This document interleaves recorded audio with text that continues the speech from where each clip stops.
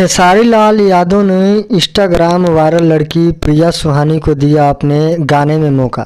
बता दें वहीं कि खेसारी लाल के गाना बहुत पुराना गाना जो ये राजा कहियो माहुर खा के मर जाइब,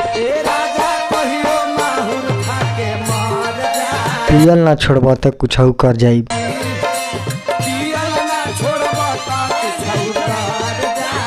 यह गाना बहुत दिन पहले खेसारी लाल का आया हुआ था, जिसमें गजेंद्र पियकड़, शंभू बाबा, बहुत सारे कलाकार काम किए थे। उसी गाने पर अभी प्रिया सुहानी ने डांस करके वीडियो डाला है इंस्टाग्राम पर, जो लगभग अभी 20 मिलियन से ज़्यादा व्यू हो गया है। बता दें वहीं कि प्रिया सुहानी खेसारी लाल के गाने पर वायरल हो गई है। तो खेसारी लाल यादव ने प्रिया सुहानी को वीडियो कॉल करके प्रिया सुहानी को अपने गाने में, एल्बम में काम करने का मौका दिया है। बहुत अच्छी कलाकार हो बेटा। कहाँ घर पड़ता है आपका?